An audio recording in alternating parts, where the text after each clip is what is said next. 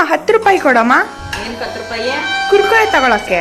ಆಚೆದ ಏನ್ ತಿಂತೀಯ? ಮನೆಯಲ್ಲೇ ಇವತ್ತು ಅವಲಕ್ಕಿ ಕುರ್ಕುರೆ ಮಾಡ್ಕೊಡ್ತೀನಿ ಇರೋ. ನೀನ್ ಕುರ್ಕುರೆ ಮಾಡ್ತೀಯಾ? ಮಾಡ್ಕೊಡ್ತೀನಿ, ತಿನ್ನಿವಂತಿರೋ. ಓಕೆ.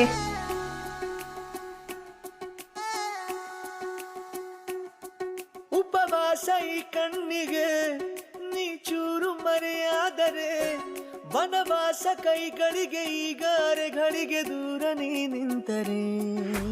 ಪ್ರೀತಿ ಎಂದರೆ ಇಂಥ ತೊಂದರೆ ತೀರ ಸಹಜ ಬಿಡು, ನನ್ನಲ್ಲೂ ಹೀಗೆ ಆಗಿದೆ ಏನು ಮಾಡುವುದು.